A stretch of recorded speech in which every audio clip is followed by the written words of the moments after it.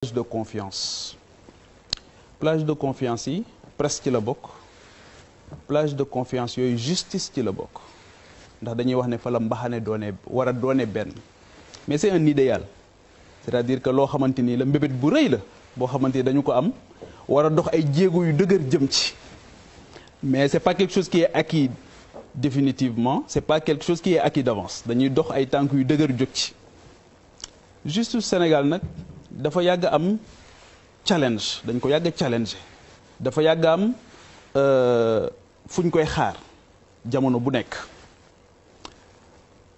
moom ak Assemblée nationale qui est aussi une autre institution mais justice bi dafa am benn phrase bu juge Amidou Deme waxoon bi mu génnee ñu ne ko conseil bi mu génnee conseil supérieur de la magistrature ndax am lu mu naqarlu mu def benn lettre daal ne j'ai démissionné d'une justice qui a démissionné kooku nag du Pape Djibril Fall du Charles du Malal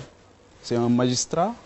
qui a servi l'État qui a servi la justice ba dem ba egg conseil supérieur de la magistrature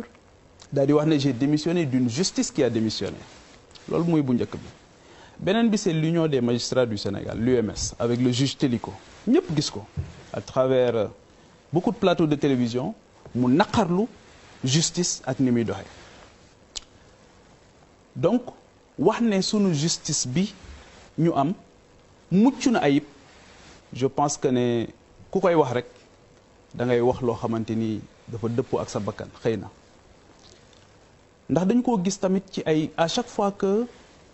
justice dafa am liggéey boo xam ne daf koy def tous les jours au quotidien di rendre ay décisions de justice tous les jours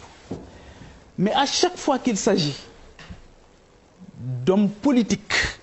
d'envergure kenn du ko xàmmee mu lay jox ay exemples rapidement muy moom ak Assemblée nationale boo xoolee 1962 ce qui s'est passé l'Assemblée nationale était en cause la justice était en cause 1962 li ci xew ñëpp xam nañ ko ñu jóge ci Abdoulaye Wade dafa wax ne j'étais statistiquement mort sous Abdou Diouf tëj tijji jamono bu nekk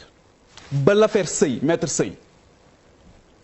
bi mu amee on n'a pas cherché du côté du pouvoir on a cherché du côté de l'opposition c'est extraordinaire on cherche du côté de l'opposition te fa la ñu trouvé coupable yi à l'époque ñi justice officiellement déclaré coupable. Il dit quelque chose de très intéressant. On cherche pas du côté du pouvoir on cherche du côté de l'opposition et les gars du pouvoir ñoom ñëpp daw jëm côté opposition on pouvait dire que c'était une affaire privée parce que jàpp nañ ne benn inconnu moom moo rey le juge Kéba Mbaye le juge maître Sey mais defuñu ko les gens du pouvoir d'alors dañoo porter combat bi pour que Abdoulaye Wade soit en prison parce que le crime profite à quelqu'un. Un commanditaire. ñu jóge ci ñëw ci Idrissa Seck c'est très intéressant Idrissa Seck lu ñu ko reproché woon atteinte à la sûreté de l'État ñu ne ko da ngay waajal coup d'État ak ni mu rëyee mais justice bi ne woon dañ ko reproché coup d'État génne ko dëj ko ci kaso bi perquisitionné këram ak ay njabootam tàqalikook ay njabootam justice boobu mu xëyaat jox ko non-lieu total. ne ko defoo dara ñibbil. ne ko defoo dara après tout le désagrément causé à ses enfants à sa famille à son épouse justice boobu la justice boobu wax nga léegi jëli mandat d'amener ba fii may wax ak yow kenn xamul les conditions dans lesquelles Khadim Bousso à l'époque a été tué à Touba et décédé kenn xamul ba fii may wax ak yow kenn xamul on se rappelle de l'affaire Khadim Bousso mais justice boobu aussi moom moo ñëw génne liste 25 personnes ne leen kat yéen da ngeen luubal xaalis bu ngeen moomul boo xamante ni moomu leen ko 25 personnes magistrat bi nga xamante ni moom lañ dénkoon liggéey boobu juge Aliou Ndao en plein conseil en plein séance la ñu ko dàq justice boobu la justice boobu moo jël Karim Wade dugal ko ci kaso bi bàyyi ñi nga xamante ni ñoom la doon liggéeyal ñoo xamante ni rejoindre nañ nguur gi kenn waxatu leen dara mais justice boobu aussi la ñu seetaan ci Sénégal le procureur de Qatar ñëw Sénégal ñu gaare avion ci tarmagu aéroport ñu génne Karim Wade guddi dugal ko ci avion boobu yóbbu ko ba fii may wax ak yow protocole boobu kenn xamul lu ci ne kenn xamul dans quelles conditions la procureur rek est-ce que imaginer ngeen Serigne Bassirou Gueye tey mais ñun suñ ñaata doomu Sénégal lañ condamné à mort Arabie Saoudite ak Gambie gi gën a jege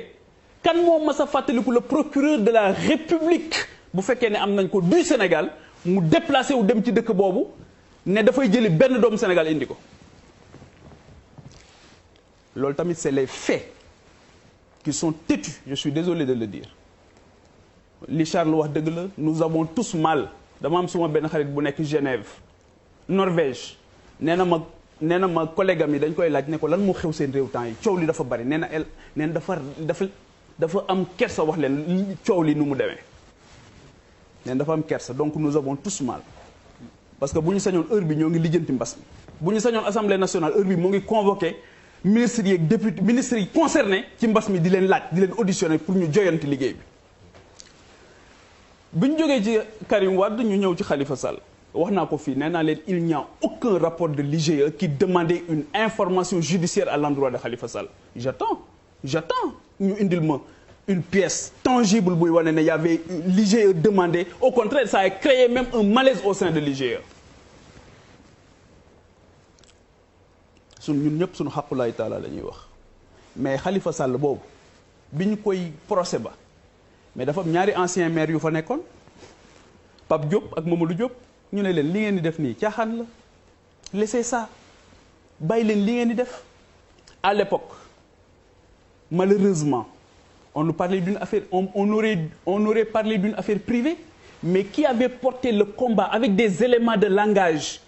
à la limite ironique naan ceeb bëgg dugub